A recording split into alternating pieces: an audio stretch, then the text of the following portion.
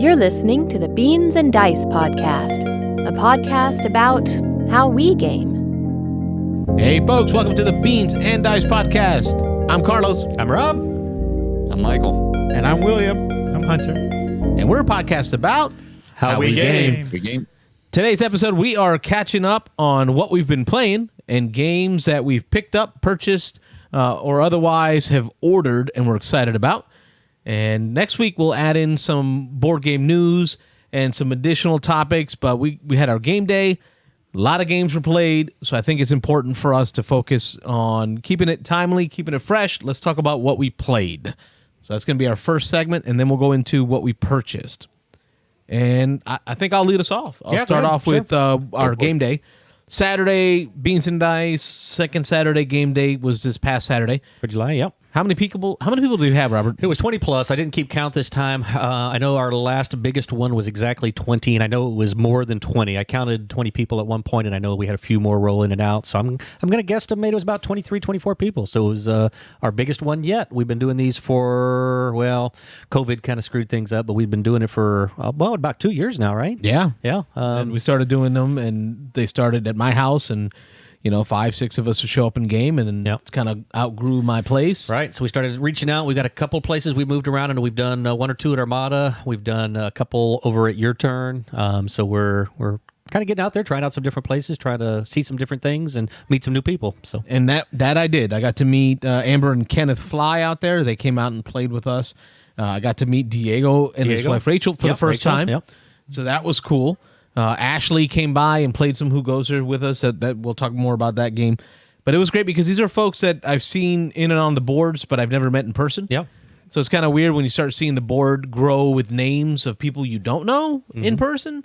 But getting to meet them for the first time was pretty cool. So I just want to say thank you to all you folks that showed up to our game day to give us stuff to talk about. I'll do my first one. And it was the Between Two Castles. Okay, I didn't get on that one. Expansion. Yeah. The Secrets and Soirees expansion. So Stonemeyer Games sent us a review copy of Between Two Castles a few months ago. Right. Because Hunter was here with us, and we did a playthrough at Your Turn and did the video there. But now they just recently sent us a copy of the expansion, which I think released day before yesterday, this week. Oh, yeah? It released to retail. Okay. So the new expansion released to retail. We finally got to play this Saturday. We added the expansion to the base set. I set up an 8-player game because it does expand the game to 8 now. Did you actually get to play? No. Okay. I was expecting to play because at 8. How often you get 8 people to play? There's got to be a seat. Yeah. Huh? Well, Ben walked in right as we were about to get ready to start, looking for something to play. So I told Ben to take my spot. Yeah. So I led the game. I hosted the game. I helped with the counting of it. But I set them all up to play, and it took us about an hour and a half. Okay. Right. It was a little longer because I had to teach a lot of new folks how to play. I think I sat Rob Hunter in between 2 people that didn't know how to play. William, I think you've played before. Yes. So I sat William between 2 people that didn't know how to play just to kind of help them. And it went a lot smoother than I expected in teaching the game. There weren't as many questions. Majority of the questions that I had from the players had to do with what symbols meant, right? Because the game is very heavy on symbology on all of the chits, the tiles that you lay, and how they work. The feedback on the game was overall very good feedback. I don't recall anyone giving any straight negative feedback on the game. There was bits and pieces that folks talked about that they enjoyed. Such as some folks really like that semi-co-op feeling. Okay. Right, that was one of the things that I think it was Kenneth that talked about. And then I heard from people like Ashley talking about the comboing, like the amount of points being added in there, the matching of tiles. Ben talked about that as well. Yeah. I like it. I know it's not a game Rob is big on. It's puzzly, but I don't mind some puzzle games. Some, when it comes down to just pure straight puzzle, this one's interesting because of the interaction with the other people. That's the and when we were talking about Calico just before we came on today. I don't like Calico because there's almost no interaction in that one. I mean, you've got the drafting thing where you can try to draft something somebody else wants, but outside of that, you're taking a tile that's out there and then you're putting it on your board, and what you do has no effect on anybody else really. So I don't like that where it's just a solo puzzle. You're just trying to solve your puzzle in the best way to get you more points than somebody else. But this game is very different because you have to work with the people on both sides of you. There's no option. You are building a castle to your left and you're building a castle to your right. So you have to communicate. You have to talk. Again, I didn't get in on this play, so I'm going to defer most of this. But the one thing I wasn't crazy about the game, and I mentioned this before, is that there's a little bit of downtime because you have to communicate with people on both sides. And if the two people on both sides of you quickly jump to the other side, then you kind of just sit there and you're waiting and you're waiting and you're waiting. You're like, all right, one of y'all get done so I can get in on this. And so that's where I kind of stepped in to make sure that didn't happen. You gave me that feedback, and I thought about it last time. Oh, cool. Okay. I can't help it if we're at an odd number. Yeah. Can't help you. I'm sorry. You're the odd man out. It's going to happen, yeah. But in an even number game, I was like, okay, make sure you're pairing up with someone so that everyone has a partner to pair up with. Okay, that's cool. And it worked out well. But our winner was William. Congratulations, William. Ah, nice, William. He took the win. Any thoughts on the game? I played with 2 new players, so it was I pretty much was like the teacher for both sides. So I was just like, well, no, let's focus on this for this castle, and I don't know what's going on in the castle next to you, but for this one, we need to focus on this. Don't try to be having everything on your castle. Focus on one pathway. So for us, it was all about activity rooms on the castle on my left. Ben called about that, yeah. And that gave me 85 points, but you only go your lowest castle.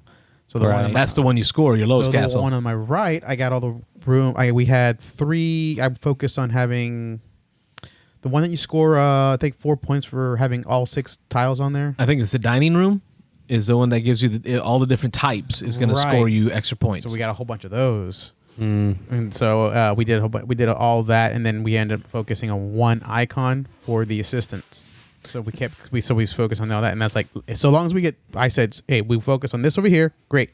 And my partner here, let's focus on this over here. And that's all I did was pick 2 tiles that can go either way on each side. So no matter what my partner picked, I was going to get points either way. So that's why. That's a great way to teach it too, William, by focusing a new player's attention on one thing to work on. Yeah. They're not going to be overwhelmed, right? That's their one goal. It keeps it easy, keeps it simple, and it seemed to work out because between your 2 castles, they both scored you enough to win the game. Your lowest scoring won you the game. Right. I think, because I had 85 and 77. So that was, I don't know who was closest to that next in line. I think it was 61. Yeah, my phone kind of went on a fritz after I scored it, so I couldn't snapshot everyone. I used the phone app to score it. I couldn't figure out who second was. No, actually, there was a second player that I gave dice to. Who was that? Well, I don't know. I gave all my stuff away. So because I gave out swag to the winners. Yeah. But another good point you made there about the game is you can't focus on everything, right? Because if you focus on everything, you're not going to score much in anything. Exactly. And so that was a great way to win that. Hunter, you were there. Yeah, I was the 2 ladies. Get in on the microphone, Hunter. They had a pretty good for being new. Plus, I'm trying to remember since it's been a while. Yeah. But after we played our pieces, we thought, well, okay, what would be good on this table or in this castle would be something along these lines, along that lines. It's like, okay, I'll look for that. Well, I know you're not going to get it because I'm passing my tiles to you. And then the second one is like, yeah, you know if I'm getting it or not because you're passing your tiles to me now. And so you want to keep that in mind. Yeah, because in between 2 castles, it's a drafting game. You're going to get a stack of rooms. You're going to pick 2, and you're going to pass the pile to the left or the right, depending on which round we're in. There are only 2 rounds of play in the game. Yeah. So one you go to the left, the other go to the right. So you know what you're feeding your partner. Right. There was also a little bit, it was just, I guess, being new, people moving at different speeds, or people got ahead of the rest of the team. And as far as the drafting and passing, yeah. And they forgot to maybe put them under the right direction and stuff like that. Yeah, we did have a miscounting of tiles. We had to go back in errata. It was like twice they had to, oh no, these are supposed to go over here to this person. William was fast. I'll tell you what, he made decisions, executed, and was done, arms folded, waiting for others to finish. Had a plan, yeah. Well, I mean, I literally just said, okay, I see where that castle's going. I see where this castle. All right, I'm done. That was but it's not just you, though. It's like your partners had to be on board with you. So now I understand why, when you set them on that path of, hey, let's focus on this, both you and your partner were quick in their decision. So, well, at least for half of their decision. Yeah. So I don't know what the other half was like. If you get what you played a few times, it'll be a much quicker game. Yep. Because you have an idea what you're looking for, you know what's going on. Yeah. Instead of, okay, what do I have here? What are my choices? Okay, this here. What I got to do over here as well. And it takes longer, learning because you're doing it twice. when people have been playing for a while, it's going to be like, okay, 7 card, boom, boom. They'll know what they want Yep. quicker. That was. Oh, go ahead. Michael, have you played it? Have you ever played that or no? I was going to ask because I've never played it before, and you said you had 8 people playing, and it only took an hour and a half. Is that It's is all that accurate? almost It's all simultaneous play. Everybody's doing all the same things okay, at the well, same that time. helps Yeah. definitely. Right. Okay, cool. Yeah. Yeah, you're gonna have no, a castle on your left side. You're gonna have a castle on your right side. So if we're in this order here, you got William on one side, Robert on the other, and Right. you and Robert are building a castle between you. William and you are building a castle between you. And on your turn, you're going to draft 2 tiles from the stack.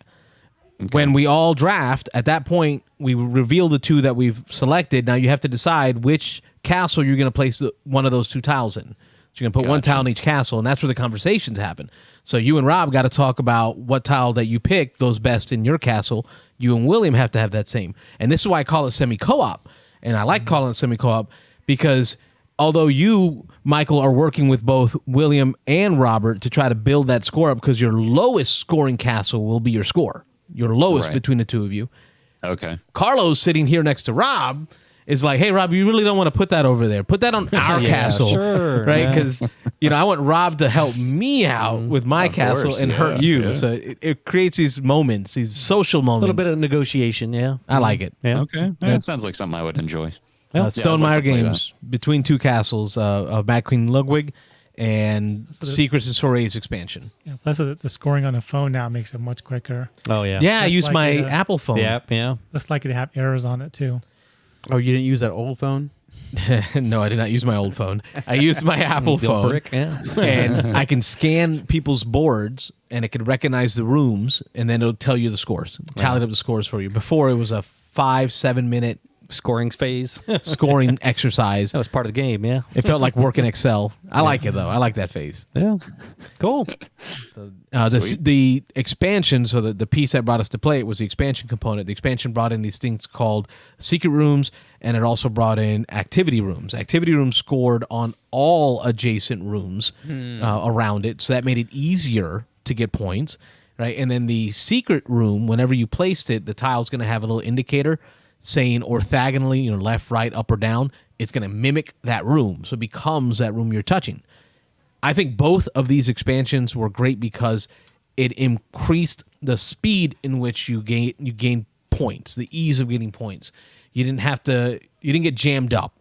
There was less odds of you getting a setup where you couldn't score because now you take the secret rooms and you can put it next to a dining room. It's also a dining room. Oh, now you've got your 3 of a kind, right? You get your bonus. Oh, now you added another couple dining rooms a couple turns later and you've got your extra bonus. So it's like people are getting to the goody comboiness, if that's even a word. Goody comboiness. I want that on a t-shirt. There you go, yeah. You're getting to the goody comboiness Combo goodness. faster, right? And that helped. That really helps deliver the good feels of the combos that you get. Cool. I recommend it. Between Two Castles. Awesome.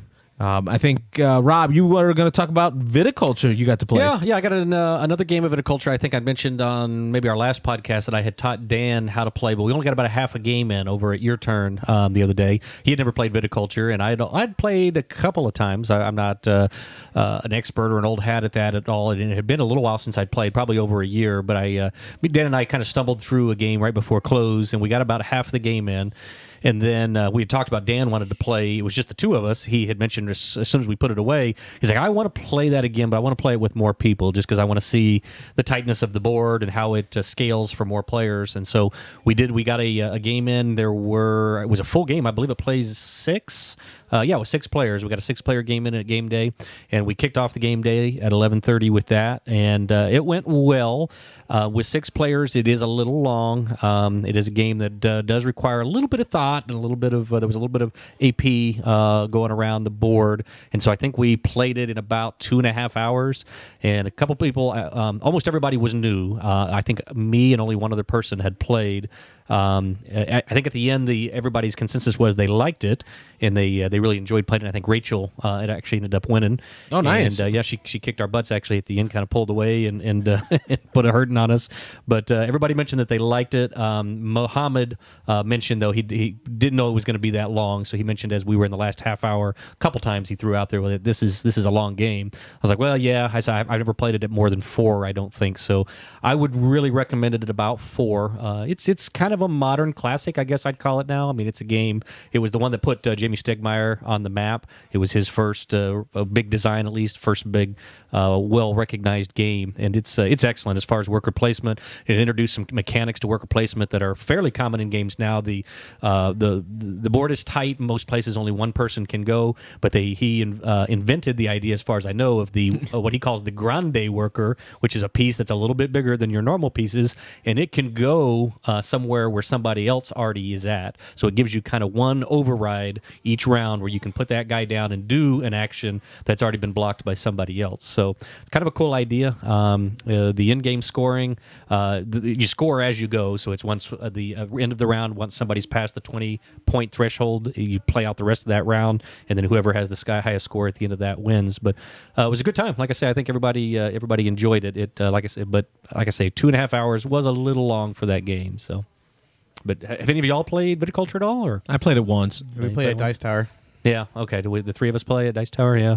Yeah, I like the maturing of the wine. Yeah, that's kind of a cool concept. At the end of every year, every set of rounds, after everybody's done all their worker placement, everything, your grapes, all the grapes on your crush pads move up a year, and then all your wines that you've stored in your cellars move up a year. So yeah, that's kind of a cool idea. And then you're trying to age those up to the right ages so that you can cash them in for the right order that you put in. Right, to get your victory points. That's where 90% of your victory points come from. So, and the board is beautiful in that because it has the image of the stomping barrels, right? And then it's got the barrels themselves and the cellars. Little cellars. So it kind of gives you the feels of being a vineyard owner. Yeah. I don't think I would have to sell that game to many people again. I think I don't know where it's at ranked right now on BGG, but it's up there on the top 100. What happened to your computer? So yeah, well, we had a little glitch before the show, so we got technical errors, mic up on the computer that I normally use right now. But yeah, really good game. So anybody who hasn't played Viticulture, if you like worker placement, it's a classic at this point. Like I say, a modern classic. It's one that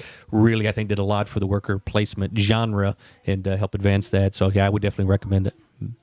Mike was going to talk about parks. Yeah. Yeah. So earlier, yeah. He's like, yeah. Yeah, I was. Yeah. Worst segue ever. How exciting is that game? So I wasn't able to make it out to the game day this month. Hopefully next month I'll be able to do it. But earlier this week I went over to a neighbor's house who is into gaming. He kind of got me into gaming, actually, and he never played Parks before. So, and he also works for Hillsborough County, something with the schools and introducing children to like the outdoors and, doing things with nature and Classroom. stuff like that. So yeah, Nature's Classroom. Thank you very much. Mm-hmm. So he's visited a lot of parks in the U.S. So I was like, oh, you'd probably get a kick out of this game, So I taught him how to play, and he really enjoyed it. Went out and bought it the next day, and then I had my oldest son Matthew, and he came over Friday, and we originally played Isle of Cats, but then after that we're like, we got about an hour left. What do you want to play? And both of them said, let's play Parks because we enjoy that game so much. But just the comment on it really quick is, going from a 2-player game to a 3 or 4 or 5, I think it plays up to 5 players. It totally changes the dynamic of the game, because when you're playing with 2 players and you have your 2 hikers and you're going, down the trail, you run out of space really fast when you get 3 or 4 players, because they don't increase the spaces until you get to that 5th player.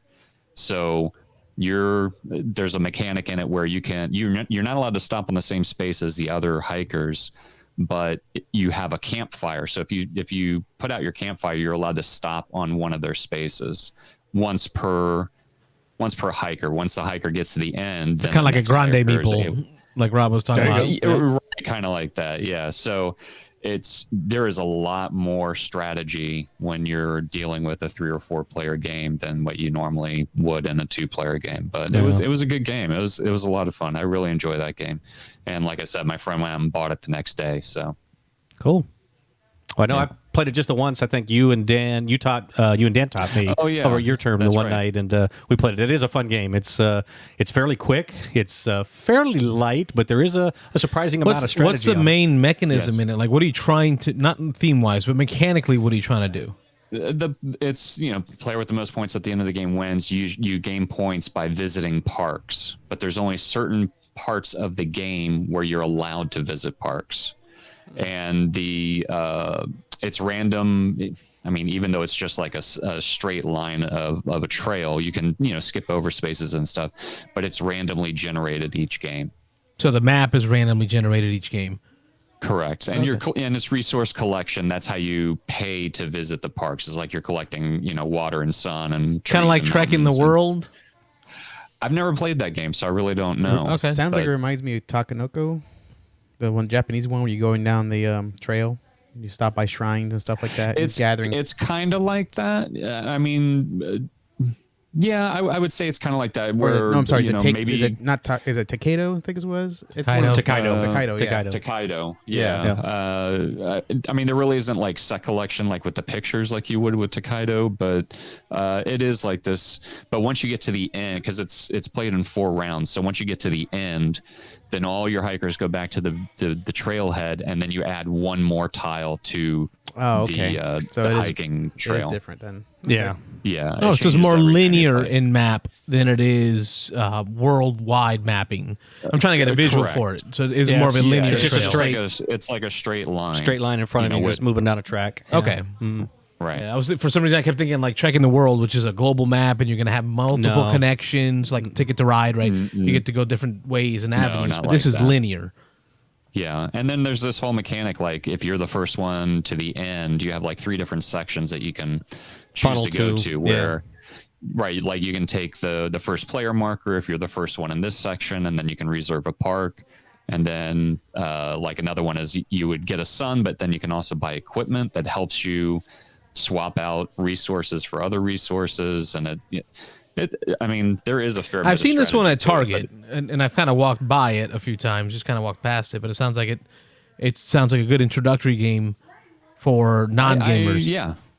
I guess you could say that. I mean, there really isn't heavy strategy, but the artwork is beautiful. Every single card, it has all the parks now in the U.S., and every single card is unique artwork, and I mean, it's done really well. It's a beautiful game to look at as well. Keymaster Games, Parks. That's Yes. one of Michael's plays. We'll run over to William. William, you've been excited about this one, getting this one out to the table. Tell us who goes there. Second edition went for you. Well, I would say first we played a full game. I think we had 6 people, so that was a full player count of the game. Normally it's 4 players, but I had all the expansions because I got the second edition Kickstarter for that. I know, Michael, you wanted to play it and you missed the chance to play it, and it was a really good game. Well, see, I love Dead of Winter. I love semi-cooperative games where there's some kind of trader in the game. So I think I would like that one, definitely. That gave me the feels of like a Dead of Winter. Right, but the premise of this is that we all start on the same team. Everyone needs to collectively work together, and then it's just not until the infection starts spreading around that we start throwing accusations. And let me tell you, we threw a lot of accusations across the table very, very fast. That's exactly what the trader would say. It was bad. I mean, there was a lot of bad, foul language being thrown out, and people not trusting anybody else, and it got heated When your debates. life depends on it. Right, and it was literally, I thought Carlos would me and him were fine. Me and him, we shared some items, and we came to the bunking round. We had to bunk with a teammate, and he bunked with me. And then right after that, he didn't trust me the rest of the game. I have no idea why. He did not. What did you do to him? Well, everyone equally got 2 vulnerable cards. Everybody. So the entire 12 card deck split amongst everybody. Everyone got 2. So there was an equal balance in who could be infected, who was the host. So that was a problem. Crazy. That was a big problem. Well, and then the reason I started to decide who I trusted or not was I had the ability to give a blood test to someone to figure out if they were the host. and I tested Jordan, and Jordan was not the host. So at that point, I just aligned myself with Jordan. But that was the whole point. We tried to explain to Carlos, is like, he doesn't have to be the host. He still could have been infected. Correct. He could be infected after the host, but the odds, right? So now everybody's got 2 infection cards or 2 vulnerability cards. One of us is the host. He's not. Right? The odds are in his favor. So I'm just going to do everything to align with him, work with him. Everyone else, figure yourself out. But I think, William, we didn't listen to Mr. Jeeves up in Chicago when he called in and talked to us about it. I guess I didn't listen to what he said, to treat it like a co-op game.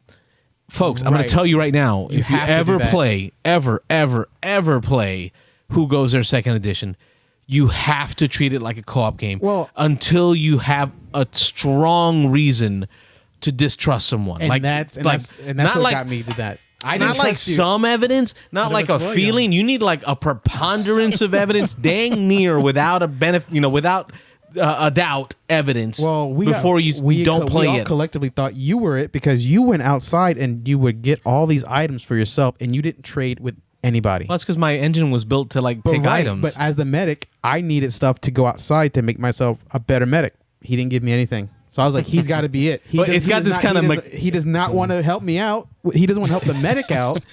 And everyone's hurt and wounded, and I can't heal anybody because I can't get cards.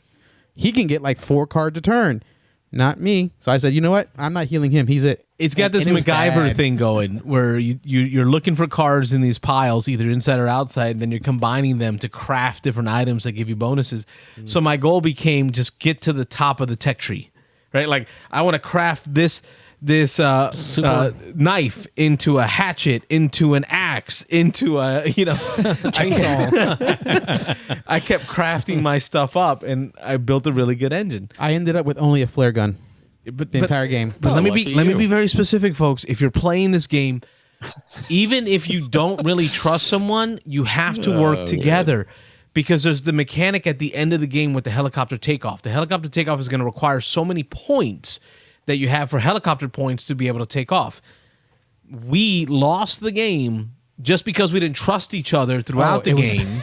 It was bad. Although we got on the helicopter without the host, without any infected, it was just us humans. We did that well. We didn't have any points necessary to take off. Awesome. We didn't have maps. We didn't have gas. We didn't have any preparation to take off because we weren't prepared. So listen, play it like a co-op until you know Gotta do it. that person's a host. Right. Were anyone's assumptions about who was infected correct? No, we were off base. Way off. We were way off. We were way off. And then I figured it out, and I was like, I figured it out on the table, and I said, I know who it is. And I said, it's the person who's not speaking, who hasn't spoken in 2 rounds. And then, we found out later on in the end of the game, she was it. It was Ashley. Oh wow, that's awesome. I was like, she's not talking. Why is she not talking? She's not in this. She's not arguing with anybody. She's all quiet in the corner. But Ashley's also. It's our first time ever playing with Ashley. Yeah. We just met Ashley, Right. so we don't know so Ashley. She has a reason to kind of be quiet, and she may be a little more introverted than the rest of you guys. And she said that the one thing she dreaded the most was becoming. And she got trainer. it. And she got. And she said she drew it on the first draw. She was the first person to draw any cards off the vulnerability deck. She drew the host card right there. But she played it off. Crazy. She played it off well. How long was That's that game? awesome, though. It was about as long as your Viticulture game. It was less. They finished after we finished. Yeah, it was less. Really? We actually, yeah. You guys started Viticulture right around the same time we started. I think maybe a little bit before. Yeah, you started after us for sure. And then you ended after we ended. I thought y'all were. No, we was. No, we were still waiting for y'all to finish. So I would even with pretty much all 6 players being new, we actually did really well in time frame. That's definitely not right. We started Viticulture when y'all started 2 castles between castles. Okay, so you That's started right. before us. So that Mohammed was going to play. David, who was playing Viticulture with us, went over. and So played we with were you. playing Between Two Castles when you started Viticulture. Yeah, because we said And then we played Who Goes There. At the 3-hour And then mark. we finished Who Goes There. And they were And you playing- were still playing Viticulture. But no. Again, one of our players went over and played your game at the start. No, he left right at the end. He actually didn't. David Carlton? He came into our game before yours ended, right? No, David. No, yeah. we finished. Oh, did you So finish? They played Murder in We Hong finished. Kong, We actually. waited. That's yeah, what they we Deception played Murder in Hong Kong, yeah. But- so yeah, we got 3-hour mark. We mentioned that you guys were still playing at 3 hours. And we were like, wow, that game Yeah, it was long. it was at least 3 hours. Yeah. So. It was, but we, six players for But it one. flew. And Yeah. but I mean, it was fast, but I think we went, we went too fast. Everybody went outside. Everybody went to get those points, and nobody stayed inside to help the weaker players. There's some character classes in there that need to stay inside, like the medic, to just get medic kits, and I didn't have any. Yeah, because the different search piles are either inside or outside. You're going to get different things depending on which pile you search.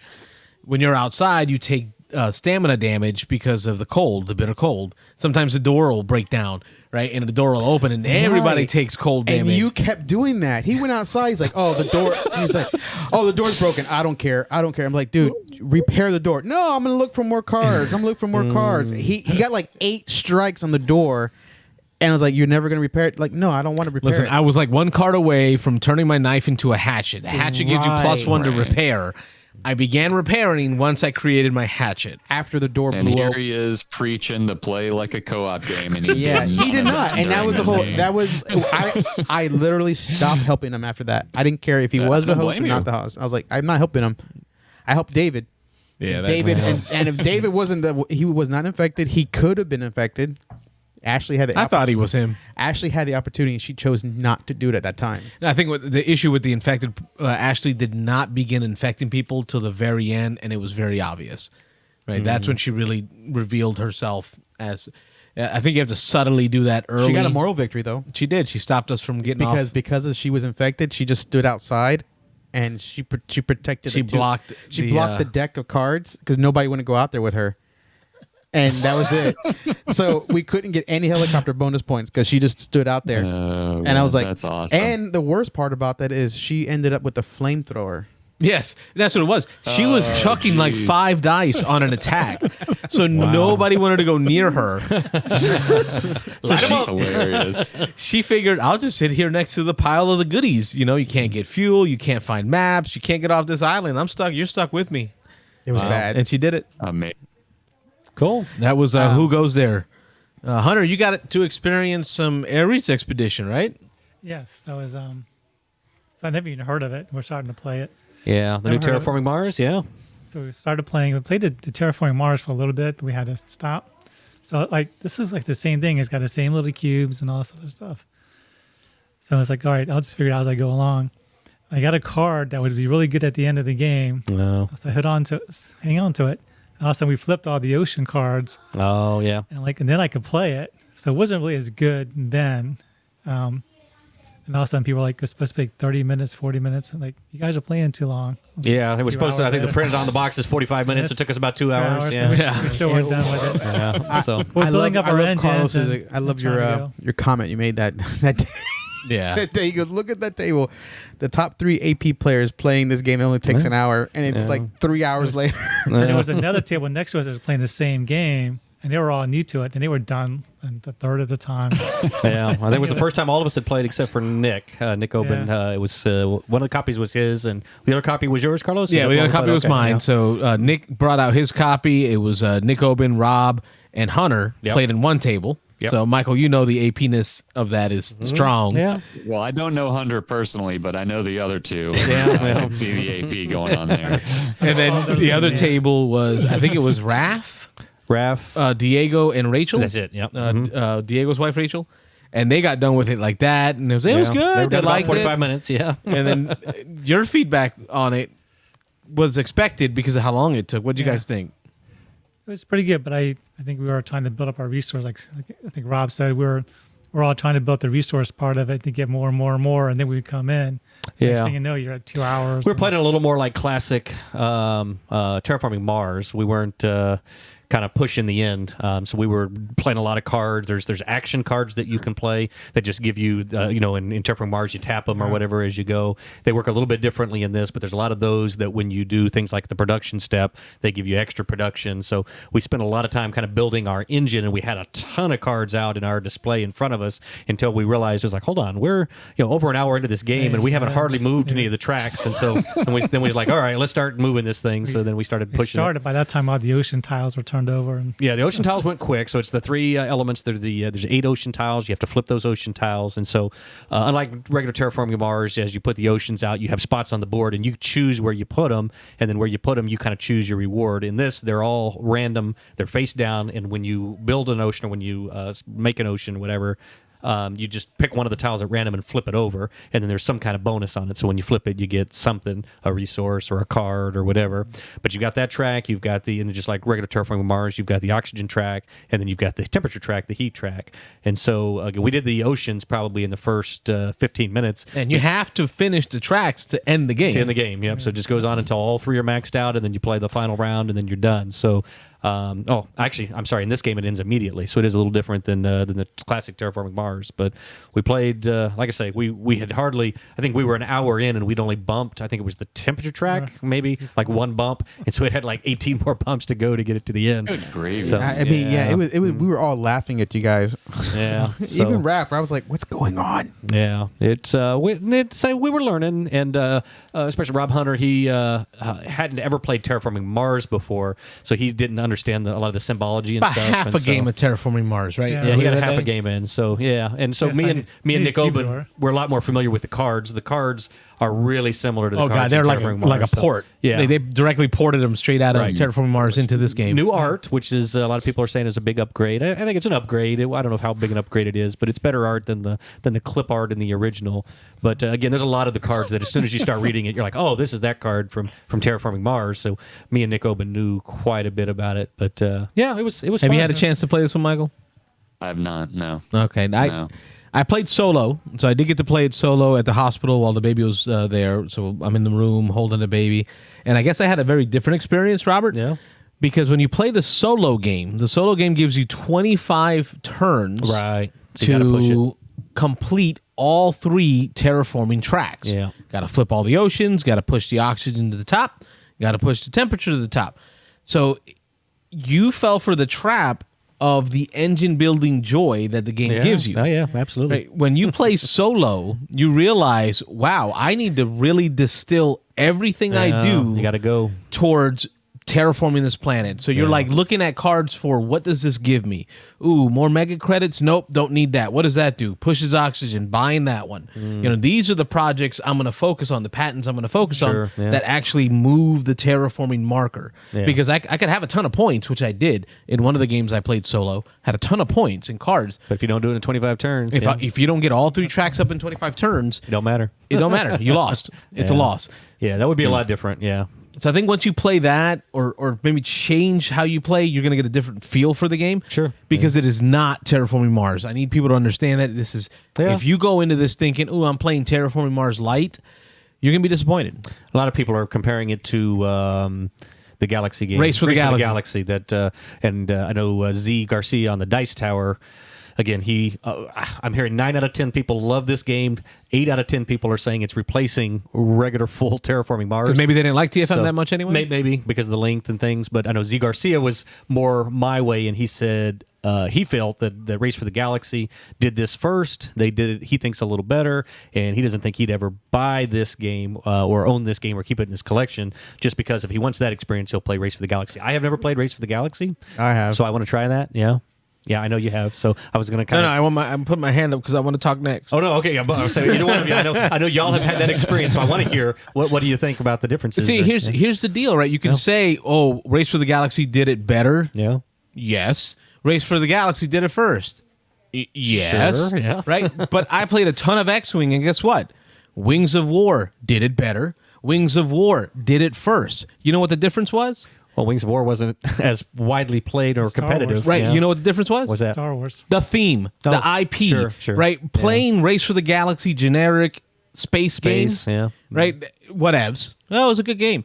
Playing a game that I loved the flavor. I already love Terraforming Mars flavor, like all up in my grill. Yeah. I want Terraforming Mars Oh, I flavor. love Terraforming Mars, yeah. Right. I love the cards. I love having those cards ported over directly brings up all those memories of games. Sure, yeah. Like, oh, I remember when I bought that card, and it's having that theme built into that game makes it better. Yeah. I think the problem is people are really trying to compare the two. There's no doubt. To say which one do I like better, which one would I rather play. No, they're both good games. I would agree. They're different. I liked Ares Expedition. I didn't dislike it. I would play it, but again, if time was no object and somebody said we've got a game day, which one do you want to play? I'd play full blown Terraforming Mars anytime over Ares. Well, Race for the Galaxy is way more random, though. Is it? Yeah. I think Ares is just as random. No. So First of all, you have to get you get to roll dice. So that's automatically random. Yeah. That's random as you can get, as Rob would say. That's random. That's random. You are rolling Card dice. draws are random. But the cards stay that. Every round of Race to the Galaxy, you're rolling the dice. See, but here's the difference: is like with Terraforming Mars, you're playing that long game, that strategic game, right? We go through a deck in Terraforming Mars and reshuffle it back. We get rid of cards knowing this is a good late game. Let's put it back in the deck. Yeah. In Terraforming Mars Ares Expedition, you're not going to go through the deck. I think I saw a quarter of the deck when I played it. Yeah. Right, because getting cards is hard, and then getting rid of cards is just as hard. Right. Well, you can sell them, but you're getting rid of cards for resources. So to me, it's more of a tactical game. It is what can I do with the hand that I drew right now. That's it. Yeah. It's very different feeling than Terraforming Mars. Yeah, I agree. I heard a lot of people putting some house rules in the game. Really? Oh yeah, there's a couple websites, a couple of videos have been played saying here's some of the house rules that make it better. For Ares? Yes. Ares Expedition? Any idea? Any? Someone already came up with the draft mechanic.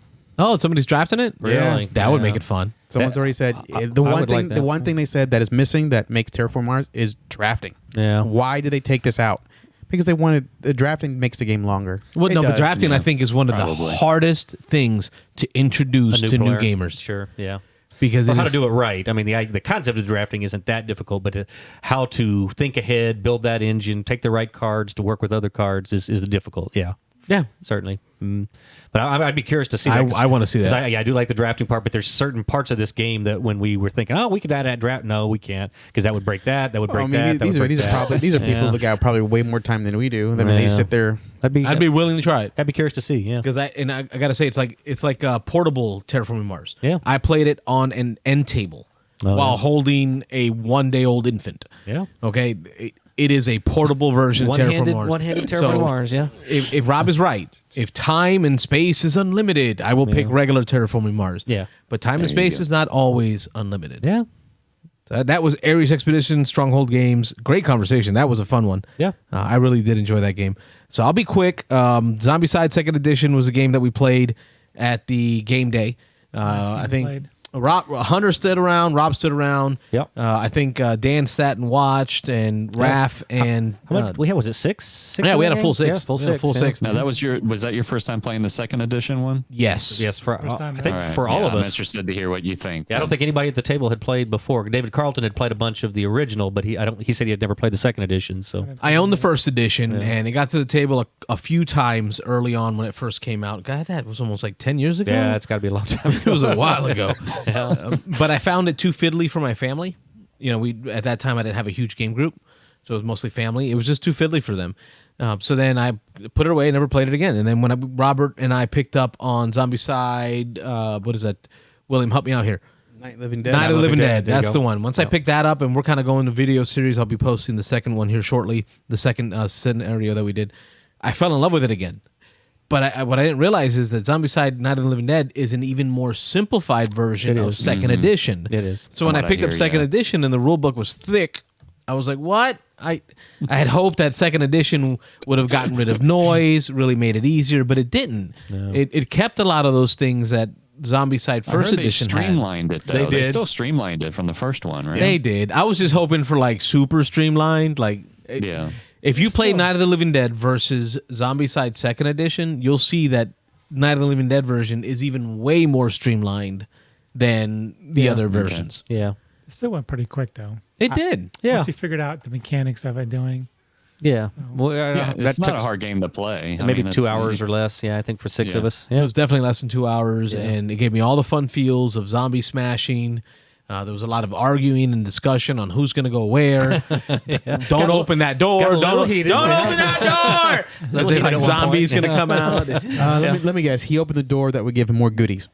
That did happen. for things. That's what he does. We split the party. I don't care. I want my shotgun. Yeah. Yeah, and David Carlton was like, "Oh, we're not worried about that pack of 15 zombies." And then Nick Oben was getting a little heated. He's like, "No, I need to go over there and help you guys." And then I forget who it was. Somebody lit up that pack, and it was like, "Oh, okay, that wasn't as hard as they thought it was going to be." When you have the Molotov, Raph. You got like two of them. Yeah, two of them. Yeah, Almost back to back, and they made good use of them. Raph kills Oh, that's 15 awesome. zombies in one shot. Yeah. I opened a door for them. They all. he let him in, and He was cleaning up your mistake, basically. Well, I ran into the room and I thought I could, all I know is I was down to one wound after opening that door, and I'm like yelling, "Help! Help!" back out. So like Rob had to come in, Raph had to come in, Yeah. David had to come in. Yeah. Everybody came running from across Because the if map, one, unlike the original version, One person dies, the game is over. yes, one person dies, game over. That's called Yeah. teamwork. We had to think about that one now. Yeah. We really had to think about that one. He's only got one left. Is he really that important? I had one life left, and I'm like, bro, we got the rice, we got the beans, we got the water. All we need to do is leave. Yeah. I had to get an objective. I had to get an objective marker. I was the last one left, so I can leave exit the board to win. And the room I walked into happened to just spawn with tons of zombies. And then more showed up, and cards were. It was just bad. Zombicide Second Edition. What did you think about the rush mechanic? Like when you flip the zombie over and then they actually move on that one. I thought that was a pretty cool addition to it. Yeah. It creates a swarm so much faster. Right. Yeah, It yeah. does. Yeah. I thought it added that more, like it makes you a little bit more cautious. Right, you got to plan for that know? possibility, because in the old, I guess you just flip it and then they would spawn, but you're like, oh, I've got another turn. I can be adjacent and I'll be okay. Exactly, yeah. This one, they can spawn and move and trap you in, so yeah. They were Right, concerned yeah. about it. They were very concerned about it. Yeah, Yes. yeah, we thought about it for sure. Yeah. Yeah. Michael, did you get to get any of the abominations out in your Oh, games? of course. So Yeah, we those added cool it. new abomination cards. Yeah, when we played, I'm trying to remember the ones that came out, but we had Cthulhu. Oh my God. The Bigfoot one came out. We had the police The officer in dog. ours. Yeah. Yeah, we had the police officer and we had the hobo one. Oh, yeah, hobo. Yeah. There's two of them. Yeah, pretty cool. Yeah, I liked it. I liked the game. I mean, it hasn't hit the table again, unfortunately, but it's because I have so many damn games that haven't been played yet. So. Oh, yeah. Well, join the club. Well, Robert, tell me some more about some of the damn games. Cantaloop. Cantaloop? Yes. Oh, Cantaloop. Okay. Yes. I know Michael's been waiting to hear about this. So I talked about this on the show the other night. I bought this game, and so it's kind of like a book. And I just to briefly say, it's when you read the first paragraph of it, it tells you that this game was designed to emulate the 1980s point and click adventures from computer games that so many people are familiar with, where you just and it's just funny. My daughter, 15-year-old, she's never had those experiences of any of those point and clicks, and so as we're going through, man. we're kind of just doing random things, trying to figure out what to do next. And so I'm telling her, I'm like, yeah, back on the old computer, you would just click on anything. You just walk into a room and click, click, click, click. You just try to find that magic click that you needed somewhere that would light something up and be like, oh, you found something. So there's definitely that feel in this game. And as I hinted at before we started playing, there is definitely a humor. It's written to be funny. And so there are things where when you try to, there's a lot of finding this and finding that, combining objects, find the key, find the door, and it's all based off of codes. And so there's a book of codes that have little entries that you read. So it's letter number, so it might be J6 key T1. So then you flip to that page and you read that little insert. But when you try to combine some weird things, it'll insult you, or it's funny. I don't want to give away any of the spoilers of the game, but it's advertised, I think, to be about 6 hours. The first book, and there's multiples you had mentioned, and I saw since you had mentioned it that there's a book 2 that's been announced, and they're going to be working on. It's a storyline, but in this one, again, as I mentioned in an earlier podcast that we did, I think on the live call-in show, the first one is you have just gotten out of prison and you have decided that there's a big job that you want to do. You're a serial criminal, it sounds like. There's a big job, a new heist, a new thing that you want to do. And again, I don't want to give away any of the text and the flavor of it. But the first book is based on you need a computer hacker, and the best computer hacker who can help you with this is in jail himself. And so you've done your time and you've been legitimately let go. But now you're trying to break back into jail to get this guy out so that he can join your team and can help you out. So again, I referenced Oceans 8, 9, 10, 11, and 12 on that string of movies. I mean, it's kind of that idea. You got this big job and you're trying to get all the right people. So the first book is just based on that. It's advertised again to be about 6 hours for this first chapter. We are 5 hours in, and we are just, you can kind of tell by the, like by the book and then by the key that you go through that we're a little over halfway. So I think we're a little on the slow side. I will say I had very high hopes for this because I heard so much about it and heard so many good reviews.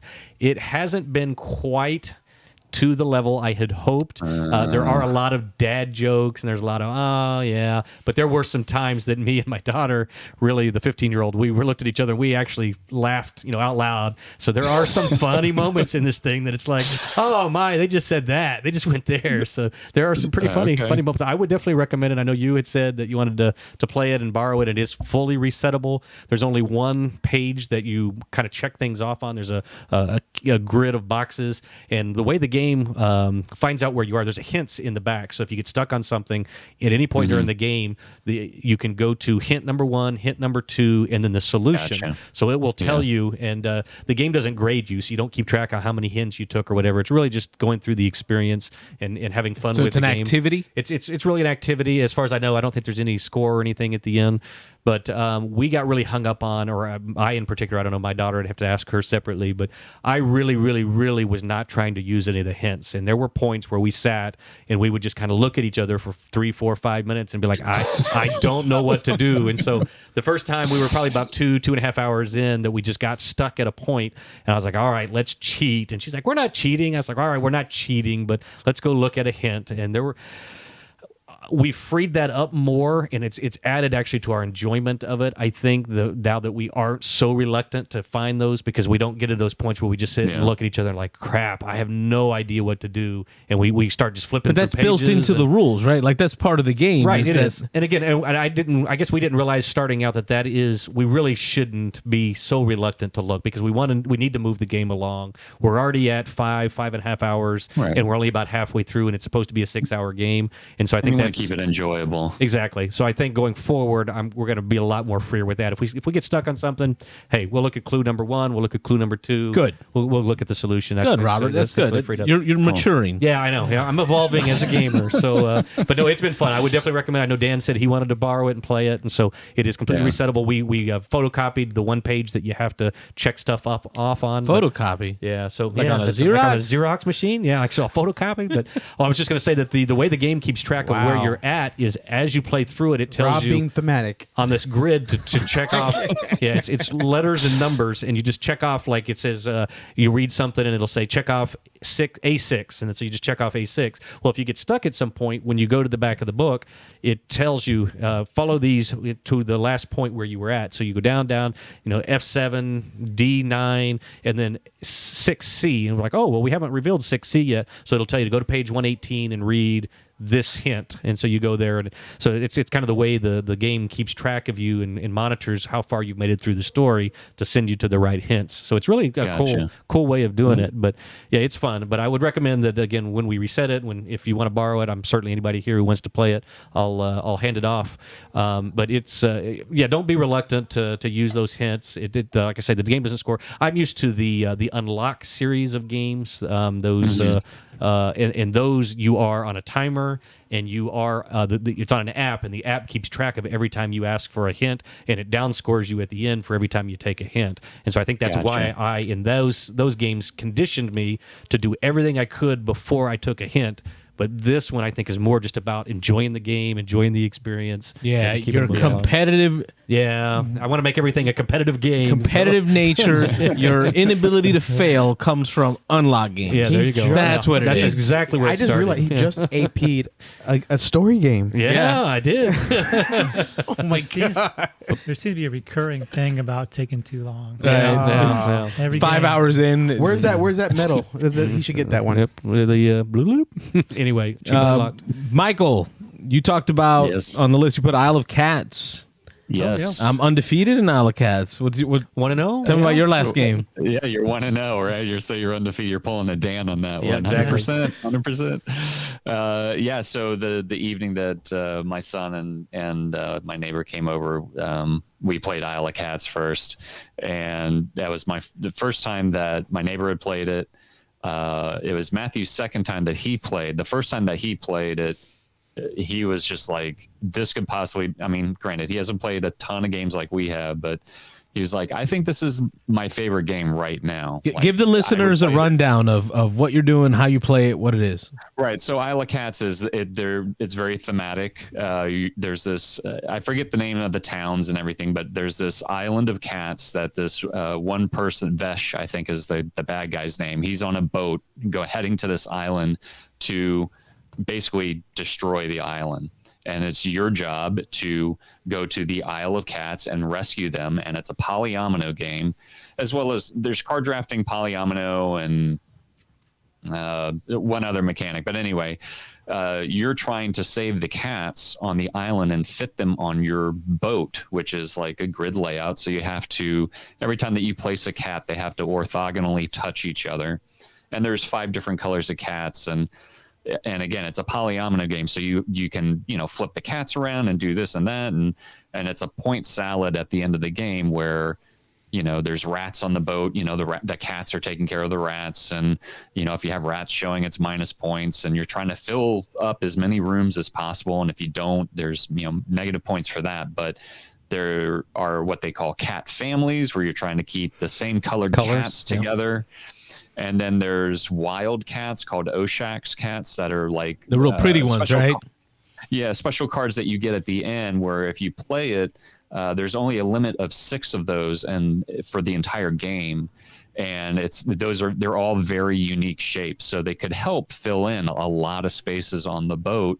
And when you place them, you basically say which color cat they are at that time, and then you would take like a little wooden meeple cat and put it on to denote that that's the color. So the larger your cat family is of colors, the higher the points. They not multiply, but it's more exponential.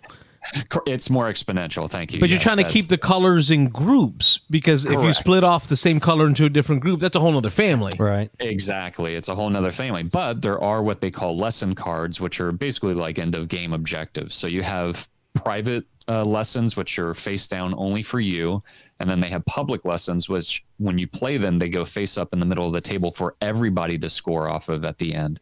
So there may be something like how many lonely cats do you have on your boat? Yeah. You'll get X number of points. So you may want to go for a lonely cat would be just one cat of its color by itself. So there may be times where you want to break that part of the scoring in order to benefit yourself at the end of the game.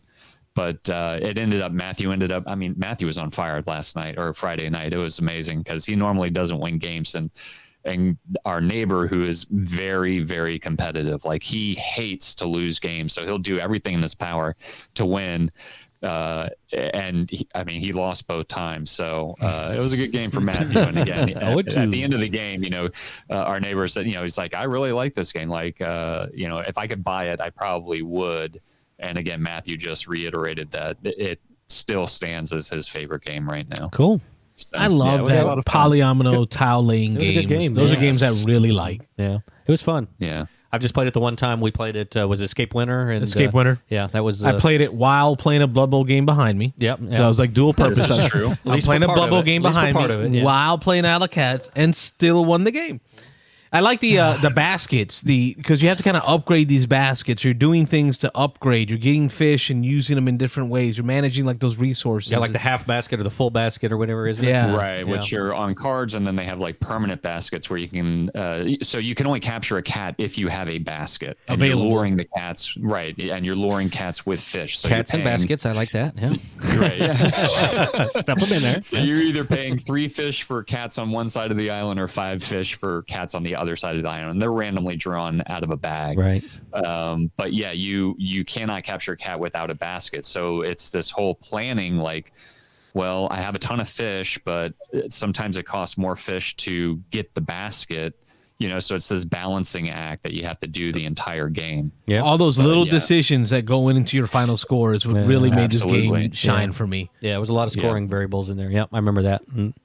Yeah. That's Isle of Cats. Was that Frank West, published by the City Games? I like that one.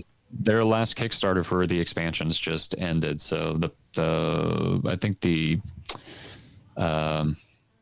I forget what it's called, but they won an award though. Pledge Manager. Late pledge? Yes, it did. The Pledge Manager is still open, so you can late back it if you want to, but it adds a lot of really cool stuff to it. So and they just won an award from Dice Tower. The designer, I think it was like independent or small publisher. Small publisher maybe. Yeah. Yeah, it won an award, so it was great to see the designer talk about it. Yeah. He did really good.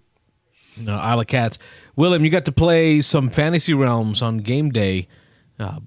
Any thoughts on Fantasy Realms you want to share? It's better than Red Rising. There you go. Moving on. Amen. It's different. I agree with him. I think it's better than Red Rising. I'm sorry. I've seen you guys play it enough. I've seen talked it about enough. I'd rather play Fantasy Realms. Yeah. Light and fast. It's light. It's fast. I mean, if you're going to play a game that copied that kind of game to do that, why make it longer?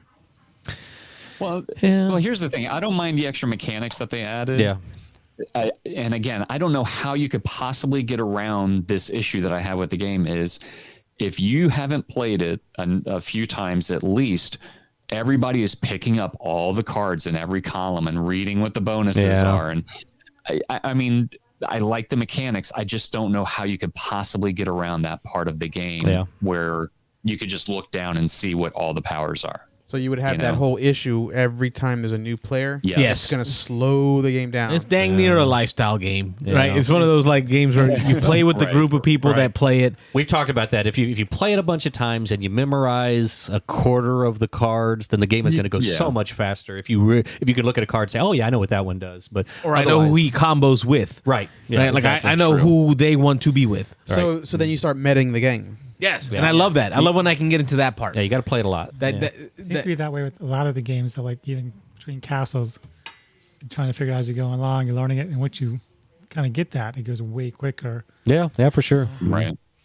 No, Fantasy Realms. It's still on my list. I brought it with me because I think it's a great 15-minute filler game. I think we played it right between two games. Yeah, while waiting for the AP players to finish Heroes Expedition. Yeah. It's definitely a different game. Expansion for it. Expansion for Fantasy Realms? Yeah. Oh. Yeah, okay. I'm going to have to search that one out. Does it add a board? No, is that why? Just some cards.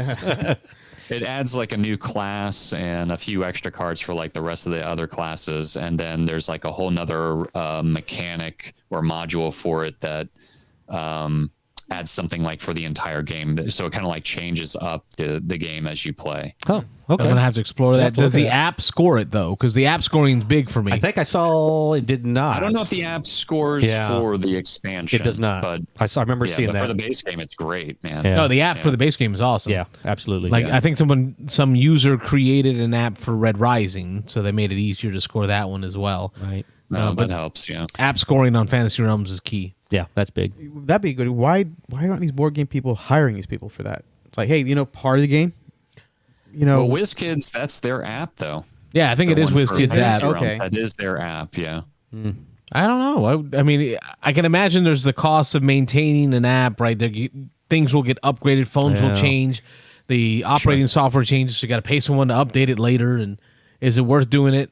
I don't know. Yeah. Especially if there are people willing to do it for free. Yeah, if community loves it enough to do it. Yeah, somebody's going to do it. Like even Jamie in Soiree's expansion, he shouts out one of the users created scoring apps for Between Two Castles. Between Two Castles. Like, he was like, by the way, a user created a scoring app. Right? So like a publisher doesn't have to create one; he just has to find the best one that some user created. Sure, it's one way to do it. There you go. Yeah. Crowdsourcing that. Crowdsourcing. Yeah, crowdsourcing. You know me in technology, like we go together like peanut butter and peas. Yeah.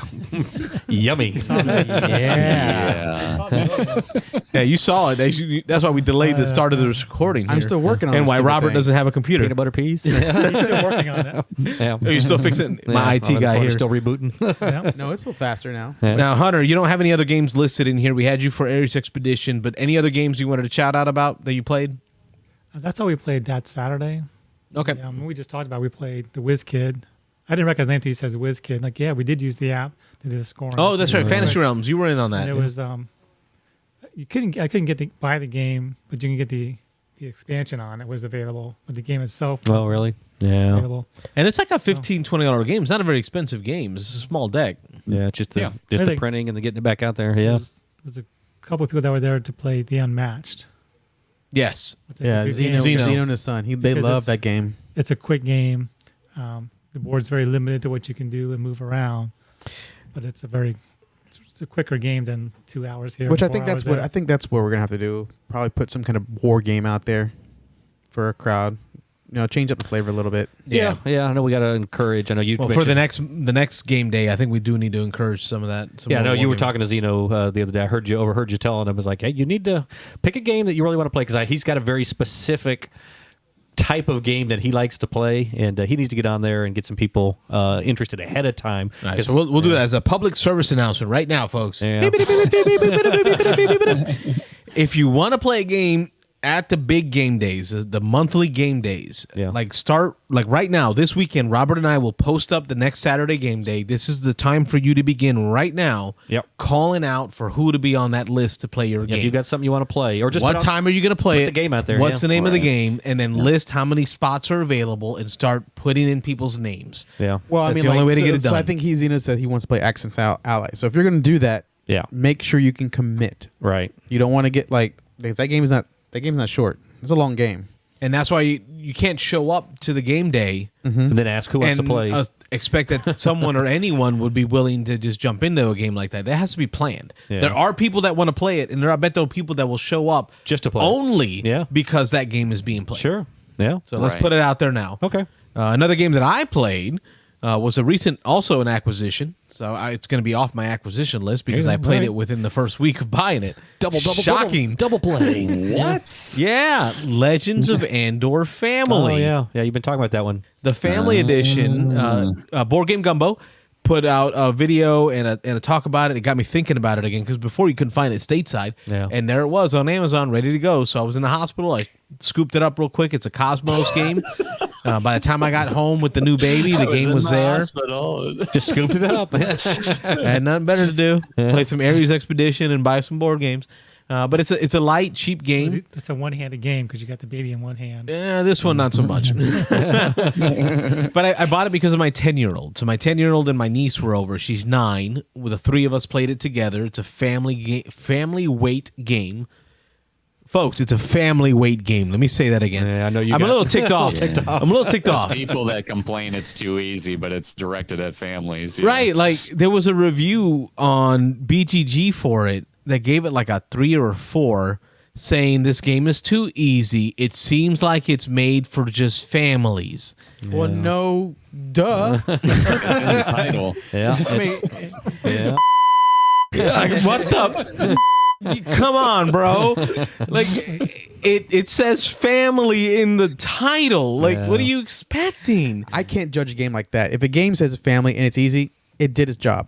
Yeah. Right? It's supposed It to. did its job. It was great. It felt like It's Andor. not a game for me, but Michael, I think I picked up Andor from you, which I played it yes. because of Zeno. Zeno played it with me, made me like it. Michael had an extra copy laying around, so I scooped it up from him.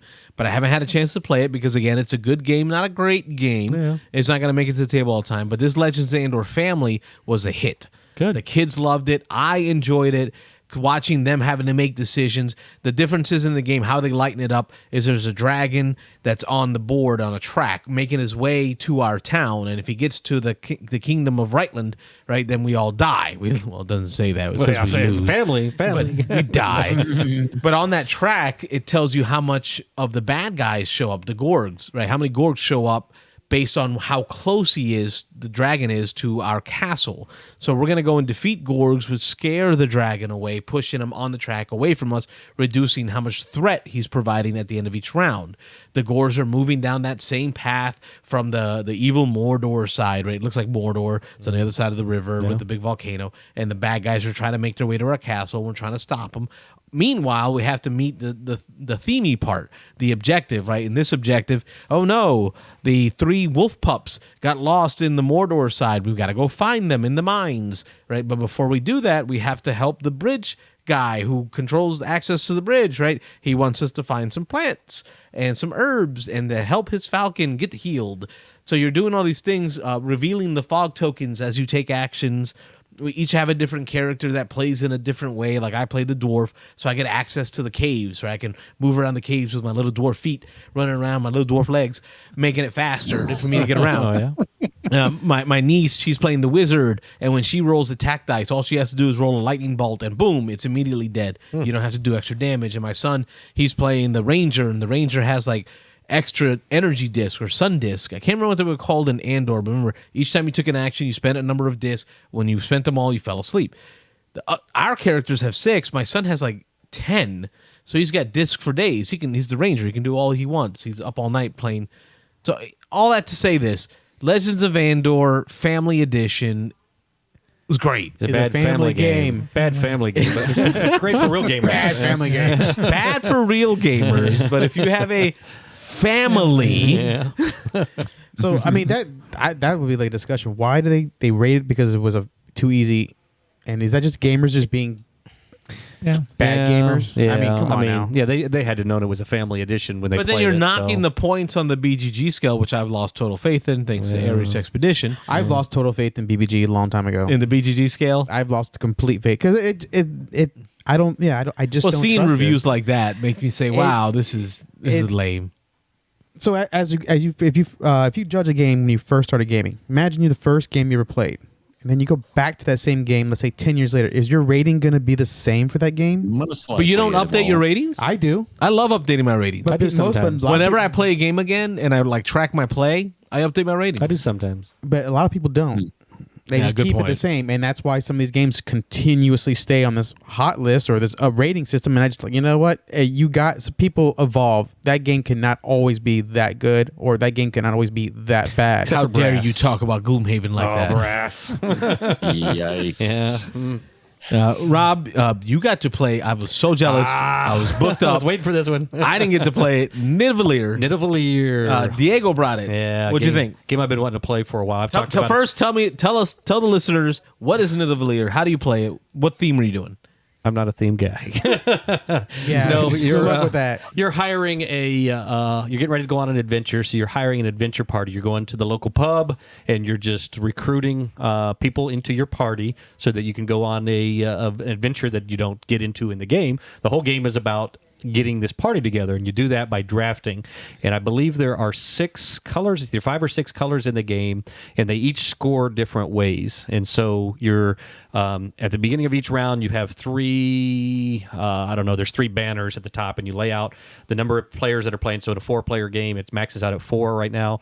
You put 4 cards randomly from a deck, and then the next little banner, you put 4 more and 4 more, and you're going to draft from top to bottom, the first 4, then the second 4, then the third 4. Almost like a Splendor style tableau or field. Kind of a little bit, yeah. They're out there. They're all going to be taken off the board, and they're all just going to be drafted as you go down the board. So what you're doing is you're bidding. You have these bidding coins, I guess. Really, they have different numbers on them. I think it starts at 0, 3, 4, 5, 6. There's actually 5 of them because you have the 3 banners and then you have 2 that you don't use. So anyway, again, you're trying to get these together like the red, I think it was the red ones. They each have a point value on them. And so at the end of the game, you're going to get just the printed point value. But if you're the one with the most reds, you're going to get a bonus for having the most reds. The blue ones, I believe, multiply there's a little table on your player. It's not a player aid, but where you put all your bids as you're bidding on the different banners, the different, I'll call them houses. There's a little banner down the side that tells you if you get 1, it's worth 1 point, and it's exponential. Again, if you get 2, it's 3 points. If you get 3, it's 9, and they jump way up, down to the bottom of the scale. If you get like 15 of them, you get like 150 points. So you're going to score a lot of points in this game. The orange ones have very few points on them. I think the highest on the orange when you draft it, I think is a 2 or a 3. So you're getting these, and they all are very low numbers, but you multiply the numbers by the number of orange cards that you got. So that's the strategy I took. I started jumping on the oranges, and I had, at the end of the game, I had like 8 or 9 orange cards, and then I multiplied. I added those together, and it was like 8 points because there's several zeros, and sometimes you'll just draft those just because it's 1 on your multiplier, but you multiply it out. But anyway, so the 6 score different ways. One of the really cool ideas of the game, though, is you have, at the beginning, after you lay out all the cards, everybody can see they're all face up for the 3 different rounds of bidding for this phase. Everybody has these chips, these coins, these in their hand that have these numbers on them, and you're going to place one face down on your board. Everybody does it at the same time for all 3 of the bids that you're going to do. You place down the number coins, and then the 2 you don't use go down at the bottom. Well, the 0 that you have has a little symbol on it that shows like an exchange symbol on it. And if you use the 0 to bid in one of the 3 rounds, so if you actually use it, you would say, why would you ever bid 0? Because you're going to be last to draft from that house. If you use the 0, the 2 coins that you didn't use, you reveal those, you add the numbers of the 2, like if I have a 4 and a 3 that I didn't use, and I just use my 0, 1, and 2 or whatever, then the 4 and the 3, I add that makes a 7. I throw out my higher one, I throw out the 4, and then I take a 7 out of a little market bank that they have. So now I have a 7 for next round that I can bid with. And they go all the way up to 25. At the end of the game, the coins that you get, you add those to your score. So if I have the 25 and then a 20 and then a 10, those are all going to also add to my points as I go. You're hurting your ability to bid on a house, right, you're improving the coins you have in your stash for next round, for future rounds, which also for future round bidding and for end game scoring. So yeah, it's a really cool mechanic. And so if you see one of the houses right at the beginning, again, you have to place all 3 of your bids at once. But if you see one that it's like, oh well, there's no oranges there, I'm really playing the orange strategy, or nobody else is doing the orange strategy, I'll just go last, nobody will take that orange. You can kind of take that gamble. I'll go 0 in that house, I'll get the last card, whatever's left over that doesn't get drafted by everybody else, but it's going to allow me to upgrade one of the coins that I didn't use. And then there's that cool idea of, if I want to upgrade that the best, I need to use 2 of my pretty high coins down there so I can add those together and then get a big jump to my next one. And so to really jump up, you might have just a whole round that you just throw your 1, your 2, and your 0 and just kind of take what you get that round. But then in future rounds, you've got better coins to bid with. So yeah, but I see the issue there is you're always upgrading your biggest coin, right? You have to chuck the biggest one, right? You're right.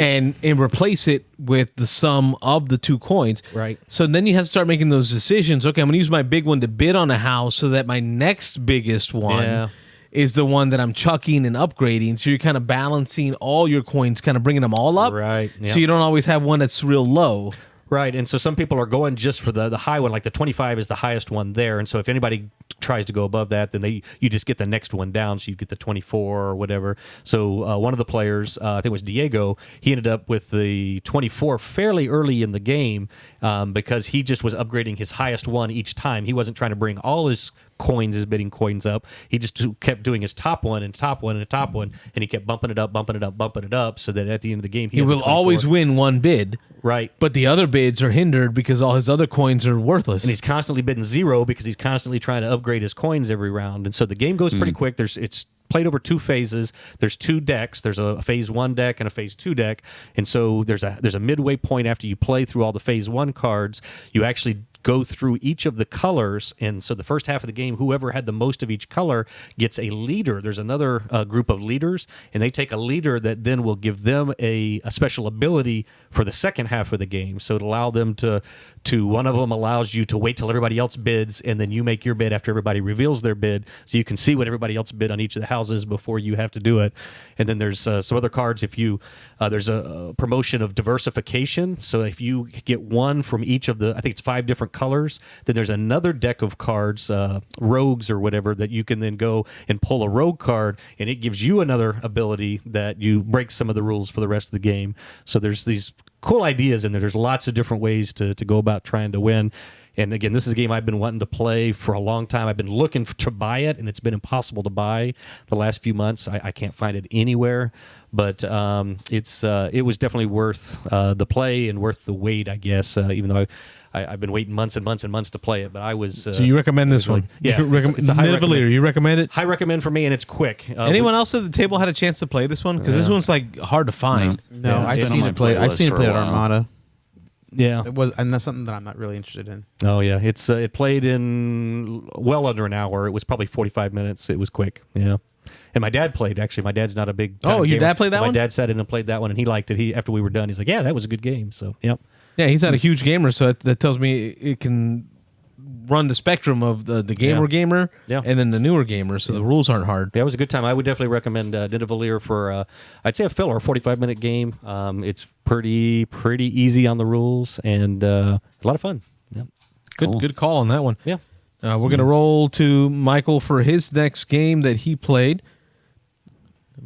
Get my show notes here. Oh, he's pulling up. I was just going to say, Tablet's I'm running a waiting for little you slow. to say it. Yeah. My show notes are jammed up, so you take it over. go ahead What if was you know your what- next you know game, what it Michael? Well, I'll jump to Hadrian's Wall. I don't know how many more games we're going to go through. I know I have 2 more on the list, but I'll Yeah, pick let's go Hadrian's Wall. Yep. So I've had it for a while, and I think it's Garfield Games that makes that. Garfield, so they've done How do you pronounce that? all the Raiders games, Scythia, Raiders of Scythia, gonna Raiders of the North Sea. Garphill. Garphill?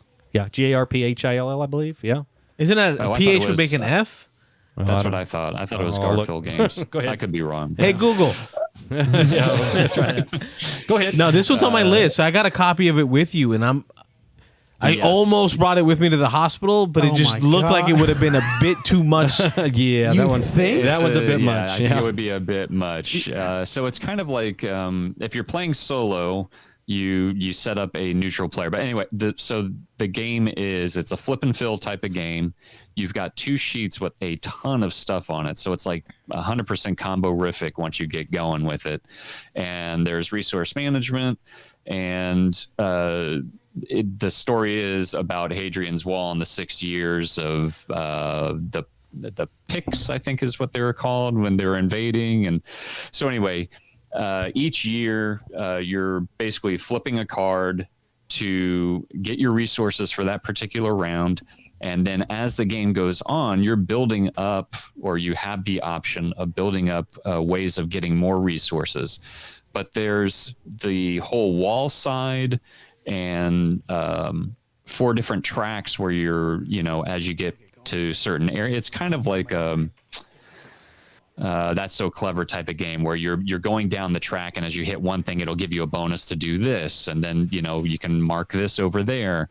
But so in the solo game, you have a neutral player that's also flipping 2 cards over. I heard flipping off. Flipping off 2 cards, because when you play with multiple people, you kind of interact with the person, possibly interact with the person to your left and to your immediate right. So you're simulating that with the 2 cards that you're pulling up. But when you start getting towards the end of this game, like round 5 and 6, there are just so many things that you have to maintain, as far as like you're just looking at both your sheets that are there's a ton of stuff, and you're like, okay, well, I'm going to need this resource to be able to do this. Where can I pick that up? Okay, I can pick it up over here. Well, in order to pick it up over here, I need this resource, and where can I get that one from? So it's this constant balancing act of what's more important to me. You're never going to do everything, which I like games like that. I don't want a game where I can do it 100% and then be like, okay, I won the game. That's it. I'm done. It's one of those where, okay, next time I play, I'm going to try and target more of this in this game, even though I know won't be able to do this in this game. And every single round you're gaining, you're basically picking 2 cards out of your deck. You're taking one for the extra resources that you're going to get for that round, and you're going to pick one. Both cards have like objectives, end of game objectives. So you're balancing. Okay, well, I think I could probably get this end of game objective to get these points, but I really need these resources on it. So it's this which one am I going to use for the resources? Which one am I going to use for the end of game objective for the points? So again, it's like this. I mean, by the end, you could be comboing literally like 10 or 12 things at the end, but you and I like this about games too, is you feel so smart when you figure it out, where you've, banged out like 10 or 12 different combos, and you're like, I had 2 resources and I was able to accomplish all of these things because I was able to do this, which led to this, which led to this. And I love the game. I mean, it is chunky. I can hear it. The chunkiest flip and fill that I've played. And I would love to play with other people to see how that interaction really works. Well, I think we'd love for you to teach us. We've been talking for a long time about getting it to the table, but it's been a bit intimidating, and I know it's. How did you? It looks intimidating, but once you get into it, it all makes a lot of sense as soon as you get into it. I've heard a lot of people say the first time you play, you only get about half of it down, and then the second time you play, you learn the other half of the stuff that you didn't do in the first one, and then by the third or fourth game, you feel like you finally have a grasp on how the whole game works. You're trucking along at that point. Yeah. Okay. So your experience was about the same, or I know I definitely did a couple of things wrong in my first game. Okay. But second game round, I was like, okay, now I know what I should be doing, and I maybe made a mistake or 2 here and there, but I know it was considerably less than the first round. Now, reading the rules could be a few hours endeavor. That's what I've heard. How was the gameplay length? My first game, because I had to keep referencing rules a lot of the time, so I would say probably an hour and a half to 2 hours. Not terrible. I was right, and I was trying to get my stuff down, like, for the next game. I would say the second game probably took me hour and 15 minutes, hour and a half, maybe. Okay. I think not too bad. I was watching it, right? I was watching videos on it, and I feel like this would be a game that would fit well with my virtual Zoom style plays, right? Playing on video chat. Because there's not a lot of components that are shared or interacted with. Right. You can have a main deck played. So this might be something we can do via Zoom or video chat as a group, or if we get together. I think it would work. I think this one would work. As long as you can, you could dictate, okay, like, you're going to be on my left, you're going to be on my right, and I just need to see that one card that you decide to keep and flip over. Right. Because those are the only things that you're really interacting with. And then one person would just run the main deck, or I think they call it the fate deck. One person just runs the fate deck, and I think it would work. I think we could try that. The 3 of us would definitely get into something like that. Cool. That'd be something we could do either pre-show, after show, or in between days. Yeah. I'd definitely be up for that. That is a game that I was so close to taking with me to the hospital. I figure I have plenty of time to read while waiting for stuff. Not be conducive. What I learned is my mind was in many other places during that time period. I don't think I would have retained any of it. Yeah. So I'm glad I didn't bring it. But excited to play that. Yeah, it's one we need to get to the table for sure. Yes. Yeah. Awesome. Hadrian's Wall. It's themey, it's historical, and it's rolling right. And it is Garp Hill. We took a quick look. Garphill. Okay. Yeah. I know I've heard a lot of people say Garfield, and so I try to catch up when people say it. Hey, you're certainly not the only one, but a lot of people say Garfield. Well, I mean, you put a P and an H together, I get the fuck. But Garp you know what, Hill. folks? English is not my first language. We've heard that before. We've heard that a few times. Don't rely on me. That was a great session today, guys. Yeah. We got a lot of games in. We had a huge game session. Of on Saturday at least to get games in. So we had a lot to talk about. Yeah, a little longer than normal, but that's all right. I do still. I'm gonna take some more of your time because I got you trapped here. Ha ha. We're gonna go through our game halls. So not a lot of us have new game halls, but I know I do. I'm happy because I picked up and ordered Imperium by Osprey Games. Mm-hmm. They have a Classics edition and a Legends edition. So Imperium is a civilization-style deck builder. Osprey Games, see, Michael's got the going because same company as Undaunted Normandy, Undaunted Africa. Yeah, there you go. Right, I'm already interested then. Yeah. Right, same company, same designers as I forgot it. West Kingdoms, West Raiders, Kingdom? Raiders. Architects of the West Kingdom. Oh, okay. Right, so you're getting this deck builder civilization game where you're playing a civilization that plays very different than any other civilization games in the box. Yep. And your goal is to get your civilization from being barbarians to being an empire, Yep. or whatever it is that they ended up being at the end. Playing against other players who have other different kingdoms, and it's a deck builder, which I love deck building, and it's Osprey Games, which I love Osprey. And they're I was introduced to Osprey because of their historical stuff. Like they have history books. That's what they write. Yeah. A lot of historical manuals. They So published when the Gaslands. They did? They didn't make it, but they published it. Gasland, they published Undaunted Normandy. I think was one of their first games that they published. Cool. So I was able to get a copy of that online. I've got both of them coming, Legends and Classics. I watched a playthrough of it by Man vs. Meeple. Me too. I just a watched couple that days live ago. at the Did you? hospital. Okay, I watched it live Yeah. myself. So yeah, cool. Yeah. Folks are talking about this as a top 10 game for 2021. Yeah, it looks like a lot of fun. Like it's like a strong deck builder. A lot of folks are a little intimidated by it because of its complexity, they feel. It looks a little bit going on in that one, but yeah, it looks good. But I think it's deck building like next level, which Yeah. I'm excited for. So that's I'm all something game I for that. purchased. And then I ordered Sagrada. So I finally got Sagrada ordered. Going back to an oldie, yeah. Well, Oldie. I almost like 4 or 5 remember years we now. volunteered at Dragon Con. Yeah, for cool stuff. Yeah. Right, and I was poo-pooing it, like, no, I have the tile Azul. laying game There Azul. Like, you I go. don't need another one like it. And Rob's like, It's no, but I different, think it's man. better. And I don't know, it was a review that the Secret Cabal did on it, and it just got me like, wow, this seems like there's something. It's different. Hooked you. And dice. It's a fun game. Yeah, I like it. So I got that But with I'm the 5-player surprised, expansion. I'm surprised Rob said it was better because there's so many dice that you roll in that game. Oh yeah, dice are bad, but they're pretty colored dice, and they're This is true. They're more like cubes with pips. with Cubes dots with on them. pips. Yep. Yeah, color matters. Yeah. Those are my two acquisitions. Hunter, I'll go this way around. Hunter, you picked up some acquisitions? I picked up Gaslands. Yeah, jumping into Gaslands. Yeah. Nice. And then also there's a Facebook group on it. And Yes. all this other stuff. So I got a couple cars on it. And it says to start with buggies and cars. And I can't find any buggies at Walmart. No. They don't have any. So That's the fun part is hunting Cars. for your cars at Walmart because it's a miniatures game, yeah. but you use Hot Wheels. So you modify these Hot Wheels to look like Mad Max, Road Yeah. Road Warrior type Yeah. style cars.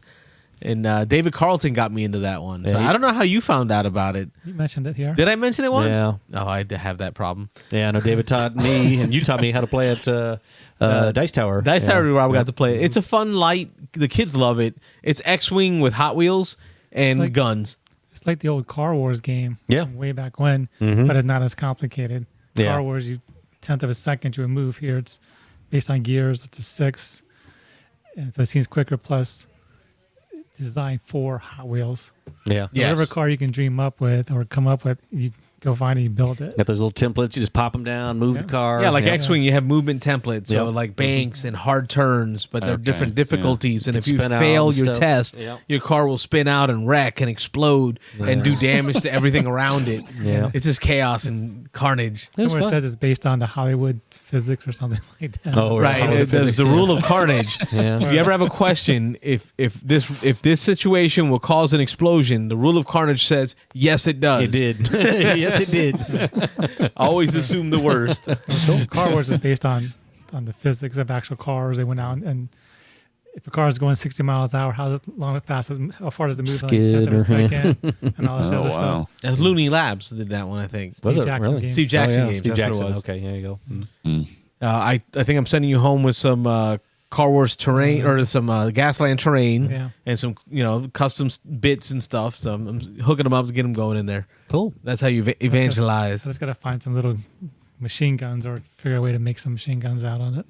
I've heard of folks just going to the Dollar Tree or even like the local department store and just buying like GI Joes and taking their Yeah. guns Cutting them and off and gluing them sticking them onto on. cars. And they say it doesn't It have works. To, it doesn't have to be what you see, what you get. So if it's got a barrel on it and glue it on top, it's a machine gun. And I want to watch Death Race. That's awesome. And then Robert, you bought nothing. I bought nothing. You disappointed us. I'm sorry. You straight up disappointed us. So we'll wrap up here with Michael. What are your purchases, acquisitions this week? So I had a Kickstarter delivered today that I've been waiting for eons. I say eons. In the gaming world, an eon is like a year and a half. Saw the pictures. So Tsukiyumi Full Moon Down by Gray Fox Games. And it's over here on my table. The box was 28 pounds. So I basically did an all-in on it. So it is... Like 5 newborn babies. It is, yeah. It's so it's asymmetrical. So there's different factions. Every faction is different. Every unit in each faction is unique to that particular faction. It's all asymmetrical. So you have asymmetrical powers. You have card drafting. You have, I think it's card drafting. Yes, card drafting. It's a modular board, so it's different every single time that you play it. It's area control type of game and card-driven battle. So, and the big thing like with this game is it's I'm trying to remember how they said it. It's a no luck board game. So if you plan out your moves well enough, you can basically win the game. So there's nothing that, there's no dice rolling, none of that. It's all pure strategy. But each unique faction or each faction is like so different and unique. You've got everything from, and they all have a backstory to them. So you've got robots, you've got I'm looking at these pictures, bro, and I'm a war gamer. I'm intrigued. Yeah. You have whales that walk on land. You have like these pandas that ride tigers as another faction. You've got dragons, which are the fireborn. You have like this another faction that they look like insects, but they're they look as an Asian descent type of insect, and once I think it was Sam Healy when he was still at the Dice Tower. He said this game was like near the top of his list. I think they did a top 100, and it was probably within the top 5 or top 10. And I started looking into it. And I was like, this is so a game for me because I love asymmetrical powers. I love modular boards.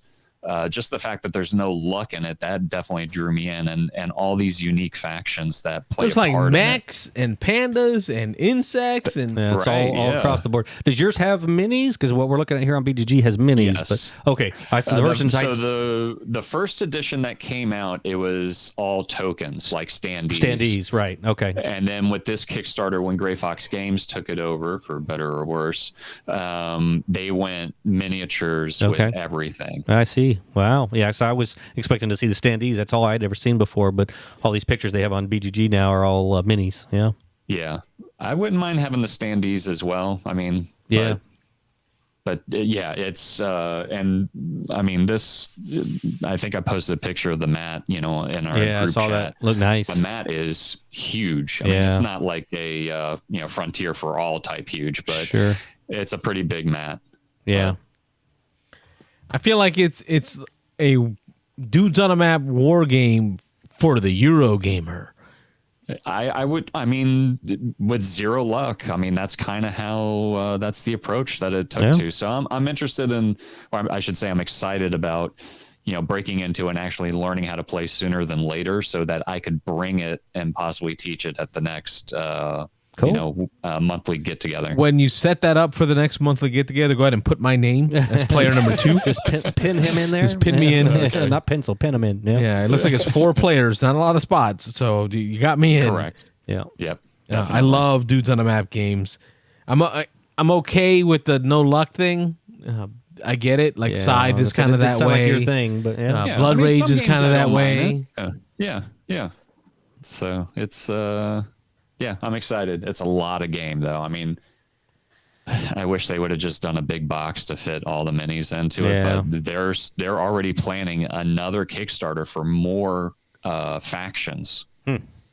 That and I really like. I get a kick out of games that have these weird factions melded together. Like it, And that's what sold me too. Yeah, like walking whales on land. I was looking at that. They're huge whales. you know? they got like little flipper legs, Flip it along. and then the pandas. It's Yeah. like a And smash then up style feeling to it.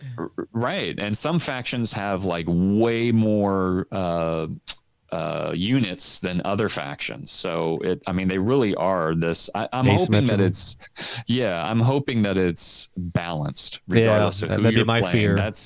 That's my fear as well. I hope it is. However, right, to get something truly balanced, it couldn't be asymmetrical. So we have to give the designers some Leeway. grace, some grace, Yeah. right, to understand that it may not be perfectly symmetrical, Right.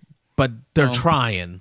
By them saying 0 luck, that tells me that they've worked on it enough to balance it Yeah, out. hopefully, Quite a bit. Yeah. What is a unit worth? What is a small unit worth? A unit, Right. an army with a bunch of little units. How's that compared to an army with big units? Right. How many can you spawn at one point? That type of Dude, thing. I never heard of this game.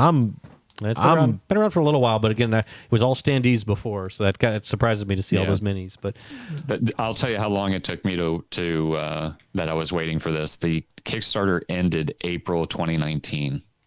well, That's I can't do Kickstarter. That just takes too long.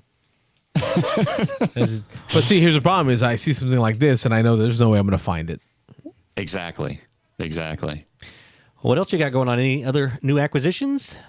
That was really it this I week? didn't have anything last week. I'm sorry I missed last week, but I didn't get any new games last week, so I would have been the bad guy then.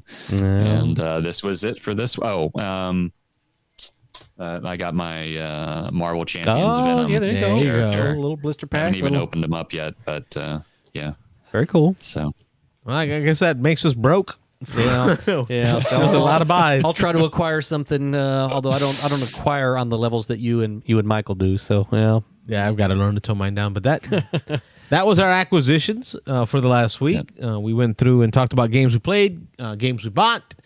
That was a good show. That was a lot of content, bro. we got a lot It in there, was. so it was running close to 2 hours. We're figuring this Yeah, one out. We'll yeah. figure this one. We'll get to it. And if y'all have ideas, and by y'all I mean you all listening, right? If you're listening at home, shoot us an email. Let us know you're listening. beansanddice@gmail.com. Shoot us an email. Let us know if you're listening. Any suggestions for segments or topics or how we can do this better. If you're watching on the YouTubes, make sure to hit that like and that subscribe button. Yep. Check out the podcast version that you can download on any of your podcast server providers. Our live call-in show Thursday nights, 9 9 p.m. o'clock Eastern. Yeah. So feel free to call in on there, or if you can't call in, just at least jump in on the YouTube and chat us up. A lot of people on there. Our audience is definitely growing. I think every week we get more and more people on the live stream. and Prestigious people, too.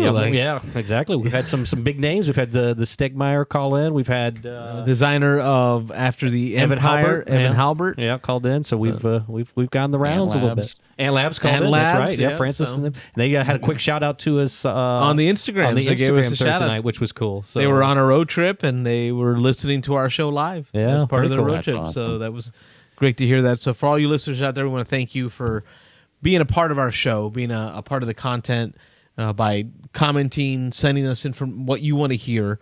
I'm Carlos. I'm Rob. I'm Robert. I'm Michael. And we're the Beans and Dice Podcast. We're a podcast about How we game. Thanks for listening. Thanks for watching. Thanks, We'll everybody. catch you on the next one, everybody. Have a good night. Thanks for watching the Beans and Dice podcast. Don't forget to like and subscribe.